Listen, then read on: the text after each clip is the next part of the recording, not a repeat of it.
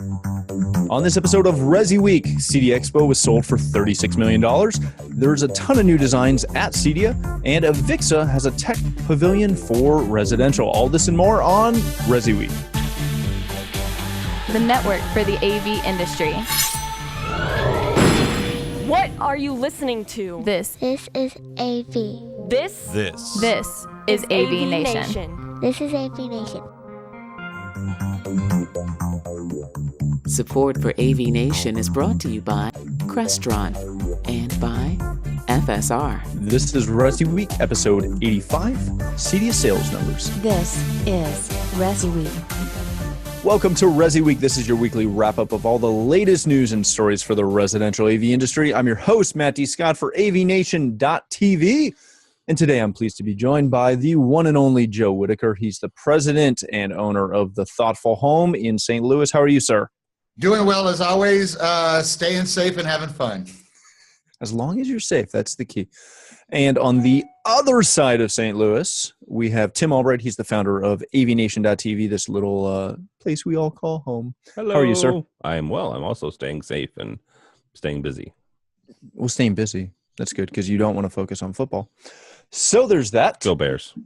Yeah, okay. I'll say. All right, let's kick this off before we delve into that because we had a bad week too. I don't want to talk about it.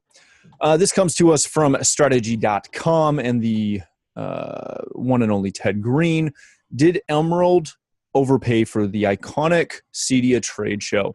Long and short, Ted has uncovered the price paid by Emerald Expositions for the CEDIA trade show, the Expo.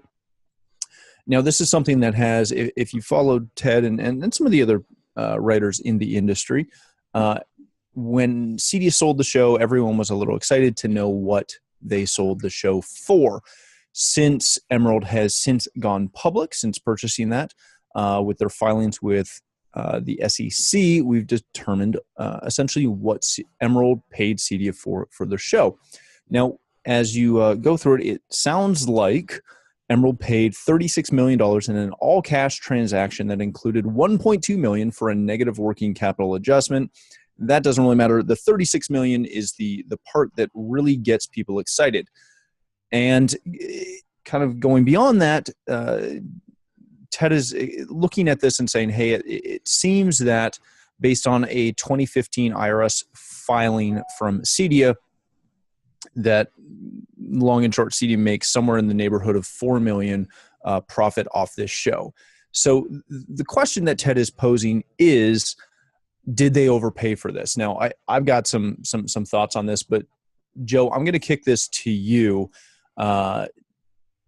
Did they overpay? Does it matter? Should we be concerned if they overpaid? Because we're all in the association. So we should be happy if they overpaid. Yeah, so I'll break this down into two portions. One, do you want your clients to overpay you? Because I do. Yeah. No. You realize we're recording this, right? 100%. Okay. Well, no, I don't want them to pay me more than what I billed them, but we're all in the business of making money. Of maximizing that profit potential. Yeah, this is what we're looking for. So what am I missing? There's two parts to this. So from the board perspective, I'll give that because that's very short and sweet, is, during that decision-making process for our members, this was a win-win regardless of it. Mm-hmm. This was someone who is known for being one of the best trade show management companies in the world. What they could do with that as a trade show, we got a little glimpse of it this year, but expect big, successful things. So from a board perspective, unanimously, this was a once-in-a-lifetime opportunity for our members. No doubt about it. Now I'm going to step back, and I'm going to give you my personal perspective, and these are things that I've noticed and things that, have rolled through my mind and all this. And it goes along with the timeline. So a lot of people were really curious about what was the price and all of that. Well, from my perspective, you got to realize that sale happened before Emerald was public. Mm-hmm. So they didn't have to release that. And if you think about it, they're going public. Before they go public, they don't want that to be known. Not at all. So that was a big part of that. There was a real non-disclosure. The public didn't, was told it, but it was legit. It was big gag, shut up, don't say anything other than it's sold. Then it flips over to the other part of it, the money. So you got to think of a company that's going public, and they have a lot of different trade shows. They got a kitchen and bath. They've got a this one and that one. They're going public, and they didn't have a single technology entity within their holdings, and they're going public. So did they overpay? When you look at what they've done with the shows that they've taken and the growth they've made, they make very smart hedged bets on their spends. Because yes, I think I tried and I calculated it one time with the revenue that CEDIA brought in per show, it would actually take us 14 years, 14 shows to generate that kind of income, but still have the negatives that come along with the trade show, staff, everything off. I mean, it would have taken 2 decades to even slightly get there. Yeah. So did they overpay? For me as a business person thinking of what they're going to do with it and how that transversed into what they are today, for them, I think, very smart spend. They did not overpay. For us, sitting on this side, on the CEDIA side, for us, yeah, my gosh, yes, you were way above the valuation of what this show was. But they're smart enough to see down the road. But let me stop you right there, and maybe I'll tag this to Tim as well. If you do the numbers based on the $4 million a year from 2015, in theory, we're going to just crystal ball it and say that should increase over time. You should become more profitable as you move forward. Now that they've purchased the show, they have, again, A, deeper pockets, B, a larger breadth of companies to pull from to increase the show, thus should be able to increase those profits even more. So even at a $36 million purchase, $4 million a year profit, that's essentially 9 years of profitability. For an investment, 9 years to fully recoup that without any increase whatsoever based on a 2015 number, that sounds fantastic. Exactly. That's amazing. Thus, they did not overpay at all. So, Tim, my question for you is, because of all these numbers and that potential profit and a 9-year payback, why do we actually care what they paid for the show? Because here's the thing, and you guys both mentioned you were both members of CEDIA. Joe's a member of the board. You're up for election for the board. Yes, I am. Vote for Matt. Yeah, vote for Matt. Good job. Sorry, I had to throw one in there. That was not planned. Not at all. On my part. You guys care that this show continues, right? Yes. It's a meeting place. It's a place for CEDIA to provide education, which you guys are still going to do. The reason you care whether or not they overpaid is because of the profitability of that show. If they overpaid, and I understand the ROI of 9 years, if $4 million is what they can get out of it every year, 9-year ROI, and then on the 10th year they start making money on it. If they overpaid and the show is not profitable, then they're going to close it. Mm-hmm. That's the negative side, right? Hold on. There's a caveat. There's a caveat to that. Go ahead. If that happens, CEDIA in itself has the right to kick the show right back on under CEDIA ownership. Okay. So, and I wasn't aware of that in the contract there, but what I'm saying is that's the negative side of that, and that's the only negative side I can come up with, though, right? The positive side is obviously CEDIA as an organization gets a $36 million influx of capital that you guys can do some really, really killer stuff with, especially as you're consolidating your international stuff and you're bringing CEDIA EMEA into the fold, and that's going to take some resources. You're expanding. You're offering more education. You're offering more certifications. You're getting into talking to higher education facilities. I know one of our buddies, George Tucker, is doing education for college students right now through CEDIA. So you're doing some interesting things. That those things take revenue, right? Those things take resources and they take capital to do so. So you got a really good deal on that side. The only negative side I can come up with if they overpay again, and again, this is a big if, because Matt makes a good point of a 9-year ROI, is that there is a risk if it's not profitable after so many years that they may shut it down. But to Joe's point, then CEDIA, the organization, can come back and pick it back up. And So I'm that's gonna- one thing that, a lot of people, because all of this was so hush-hush because of NDAs and everything else, is that all of these things were taken into consideration with the board. If this is not going to be our year-over-year revenue generator anymore, what is going to be? Well, education, this thing, road shows, all these, that was all, okay, and then what if they decide that the CEDIA show is no longer for them? Okay, where do we go with that?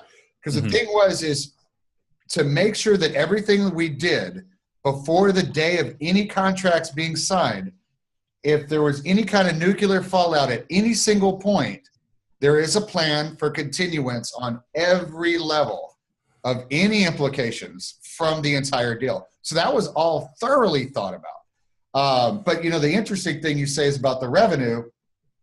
So, my couple guesstimates were, and there was lots of numbers to go behind this. People could do their own math out there.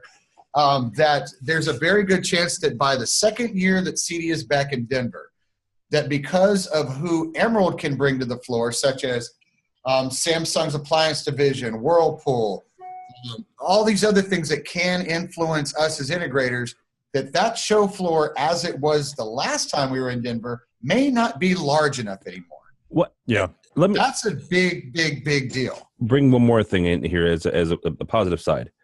The other thing that Emerald's going to bring is a completely different customer base. Well, completely. Well, here's the reason why, right? CEDIA had a customer base of CEDIA members, right? These are integrators who deal, primarily in residential.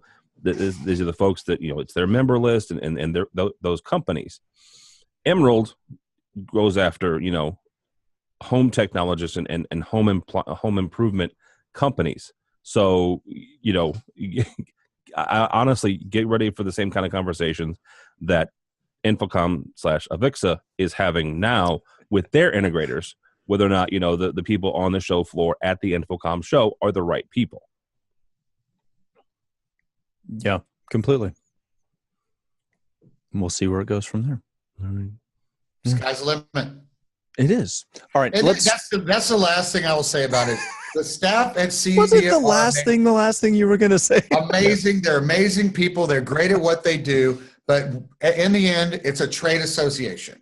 Yes. And a trade show needs trade show management people. Now, if you think of how well CEDIA actually did with a small staff that actually did that, like Debbie Artram's people, she is amazing. The things she was able to pull off with that staff, phenomenal. But now you have a company that specializes in trade show management. I mean, just think about that. Now it's actually handled by them.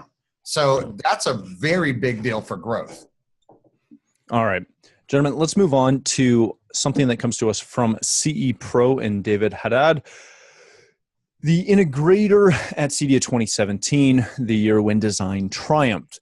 Now, we've been talking about this. I've been talking about this for quite a long time in the industry about how the differences between Infocom and CEDIA and those two different verticals or groups, if you will, is that occasionally the CEDIA channel is a little bit better at design. Don't laugh, Joe. Stop laughing. This year on the floor, we saw, I would say, in advance of that, or just continuing to push that along.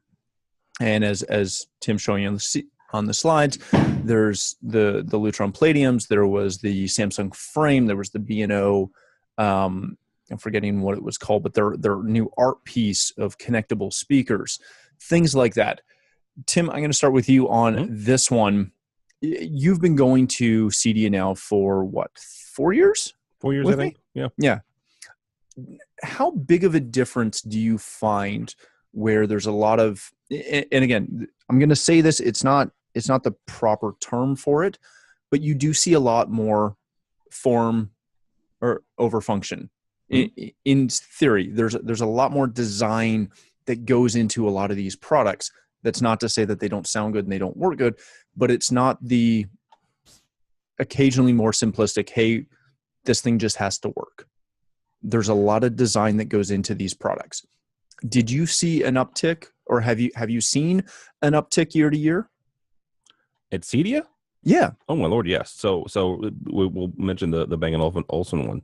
Right next to B&O was our friend Jeremy Burkhart and Origin Acoustics, and he has a partnership with B&O, and both of them had some pretty significant, artistic pieces. They were talking about during the Origin Acoustic press conference, which Joe was a part of.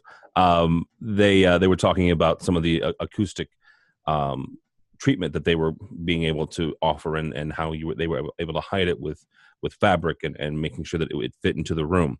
Right next to that one was this egg-looking speaker, is the best way I have to put this.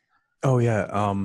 Deviant? Deviant. Yeah, and Yeah. it look. I mean, it. You would, if you find this in a boardroom, I'll be surprised. Right? This is not a functional, as far as a utilitarian piece, but it's a piece of artwork, right? That happens to be a speaker.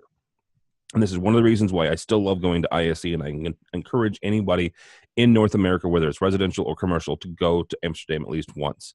Because as a commercial dealer, you're going to find pieces that, as you're talking with the CTO or the CEO of a corporation, they're going to say, all these rooms are great and they're, utilitarian and they work, but we've got this entryway that we just want to wow people.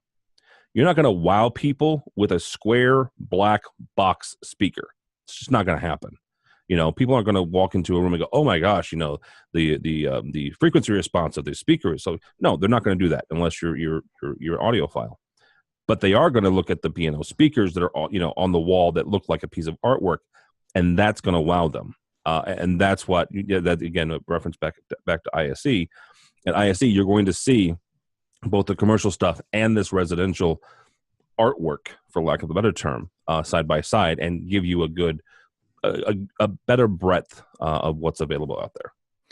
Joe, with the advance in the release of the Samsung frame and the LG OLED and their art pieces that come along with that, are we to the point where an interior designer can no longer harass us about the size or location of a TV? Yes and no. Yes. Don't give me two sides. Give me one. If you're using those brands, then yes, but it hasn't been adopted wide enough yet with multiple brands that can be a compelling argument to someone that is an interior designer or an architect or any of that. There's not enough brands yet. But what Tim said is interesting about ISE. I mean, you look at what's being done in Denmark and other places, and Sweden, and you look at those acoustic speakers. You look at those brands that have a very outward-facing, design aspect to them that really blend into interior. On our side, yes, there's a Samsung frame, but then you get gimmicky stuff like hydro dipping or a speaker wrapped in brick vinyl. Our look on it is a little more cheesy than what's going on over there. That's true. But yes, we are finally coming to the point where this is going to be plausible. Joe, let me. This is my favorite story of ISE is my first year there. And Matt wasn't able to make this one, but in the audio pavilion, I think it was Hall 7, if I'm not mistaken. Right next to a company called Ohm Speakers, it's a UK company, and great, stadium level speakers. Right next to them is this wonderful Italian gentleman who took pieces of wood, carved works of art, and oh yeah, by the way, there happened to be a driver in there.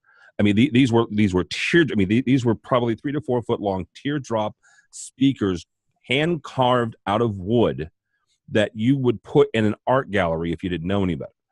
And that's the type of thing that you're talking about. Exactly. I think we're to the point where there's been great design for so long. It's now just a matter of how often are our clients actually going to purchase it? Are they going to buy I just looked one up at Best Buy Canada, and a 65-inch frame is $3,800. 4K, all the jazz, but you can buy that same size for $1,000. So where's that going to hit for them? All right, gentlemen, let's go to a story that comes to us from Residential Systems. A new Infocom programs are going to delve into CEDIA territory. This comes kind of after the launch last week of AVIXA. Did I say that right, Tim? Yes, sir. Yes. AVIXA, which is the new name change for the trade association previously known as Infocom. They have announced that at Infocom 2018, the show is going to stay the same name as it has previously, but the organization is now AVIXA, so have fun following that. But at the new Infocom 2018 in Las Vegas next year, they're going to have an integrated life pavilion. This is going to, in theory, show everything that's cool with new technology, i.e. Internet of Things, sensors, artificial intelligence, the cloud, etc., and present it in terms of real-world AV solutions that result in outcomes for customers. That was Jason McGraw, the Senior VP of Expositions for Infocom. Joe, he goes kind of further on in his quote to talk about how AV experiences are all around us and they're kind of all over not only your work life, but also your home life. This has been a bit of a deviation from Infocom's normal, hey, we're all about the office and the boardroom and the classroom and the signage. This is the first time in my memory that they've kind of even mentioned the residential side of things. Are they stepping on our toes a little bit, or are they just finally recognizing that a lot of times that CEO's house drives what he wants in his boardroom? That's a good way to put it. And we even experience it the other way around. You do a commercial project and now you have 14 C-level residential projects. So yeah, the two do cross paths. But, the writing has, and I've talked to Tim previously about this, the writing has been on the wall for a little while. Before this announcement, there have been some other press releases, press announcements, words from the CEO, et cetera, specifically with the word home buried in them, so that you kind of got to see there may be a transition, or at least hey, we're going to watch and we're going to show you where these paths cross. Now, all of us have already seen these paths cross because it's called ISE.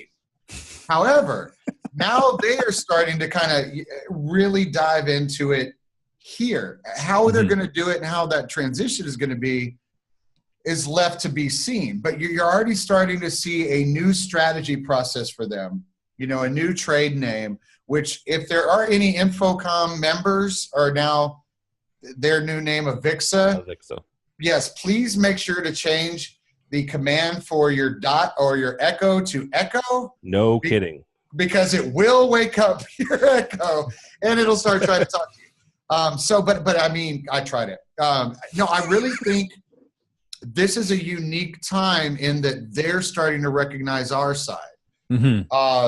But at the same time, I feel we on the CEDIA side need to recognize their side, because most of the really strong technology in infrastructure, surveillance, security, those kind of things come from the commercial side and bleed into our part. All the stuff on the video side, the audio side, all of that stuff is starting to bleed over to their side. So, I mean, we're seeing a big convergence of markets right now, and it's really going to take both sides to accept that. It's nice that they are, but I don't think they're going to start selling home theater rooms. No, I can't see that. Tim, we've done Infocom together. We've done ISE together. We've done CEDIA together. As Joe mentioned, ISE is kind of the meeting in the middle. What do residential dealers need to focus on if they were to go to Infocom to see this new pavilion? Wow, that's a good question. First of all, I would say to start off with what Joe said. Focus on the infrastructure part, because that is something that commercial side gets really, really well. The other part you would look at is, and I'm basing this off of previous pavilions, so bear with me for a second. If they don't have these exact pavilions, but they've had a digital signage pavilion in the past. They've had integrated solutions pavilions in the past. And one thing that the article references is this integrated life, and this from the time you get up until the time you get to the office, there's all this technology. I actually see this as a good thing, and not necessarily inherently, going after the CEDIA channel. It's the recognition of the IoT. Finally, from if I can say that, several different shows have been doing IoT and security, and our buddy Josh Schrago has spoke at the Alamo E4 event. I think he next week he's doing his third time this year talking about IoT. He's talked about IoT at various Infocom regional events.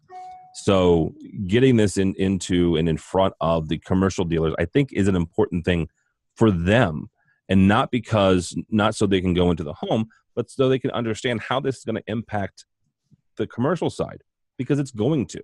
Right, as much as they want to hand wring and say no, the IoT will never happen in the commercial world. Well, it's going to, right? It's just I can't sit here and give you a date, but just like wireless video impacted the commercial side, when you first started seeing Apple TVs be dropped into boardrooms because I can do this at my house and I want to do it here. Well, what happened with that, right? IT managers had to figure out a way to get an Apple TV and an enterprise solution, and God, that was awful. But they did it, right? And integrators helped them do it. And then along comes a little company called Barco, and they said, hey, you know what? You want to do this? Okay, here's a more commercial-friendly way to do that, right? Here's a more commercial way to do that instead of the Apple TV. Same thing's going to happen with IoT. IoT is going to start off it's going to be shoehorned in and clunky, and oh, good God, this is horrible. And getting IT folks, wringing their hands, and this is not secure, and this, that, and the other. Mm-hmm. And then eventually, commercial AV manufacturers are going to say, raise their hand and go, okay, we got this. We finally got this figured out. Now that you've proven to us that you really want this stuff in here. I wrote a piece the day after that Joe and Jeremy Burkhart did their demonstration of the Amazon Dot integration with the Origin acoustic amplifier. Mm-hmm. I see that going into a boardroom. I'm not kidding. I didn't write that because Joe's my friend. I wrote that because I honestly see it, because it's a good way to integrate an IoT and voice control into a commercial application. Does that mean in 5 years that's going to be the end all? No, because somebody commercial that focuses on commercial is going to come along and see what Joe and Jeremy did and go, okay, we can do something similar, or we can do something a little bit more commercial friendly. But in the interim, it's a great solution for getting that stuff into the boardrooms and the huddle spaces. Very good. All right, gentlemen, we need to cut it there. Thank you so much for joining us. Joe, if people want to connect with you, where can they do that? They can always find me through CEDIA. You can also find me at The Thoughtful Home on Twitter, at Thoughtful Home on Facebook, and just generally around our industry period, I'm somewhere. Very good. Tim, if people want to connect with you and follow your updates on the Bears losing another football game, where can they do that? I will be at Soldier Field crying my eyes out. No, on the Twitter. Do you use a Bears towel for that? I do. Okay. I didn't know. I use a Walter Payton jersey is what I use. I see. The Twitter's is TD, Tim David Albright. So. Very good. And thanks again for joining us. For myself, if you'd like to follow me, you can find me at Matt D. Scott on Twitter and every other social platform. But more importantly, please stop by AVNation.tv. You'll find this show as well as a wide variety of our other shows with all the verticals that we cover. When you visit the website, please take a moment to check out our underwriters. We're extremely thankful for their support and ask that you support them as well. Thanks again for joining us. That's all the time we have for this episode of ResiWeek.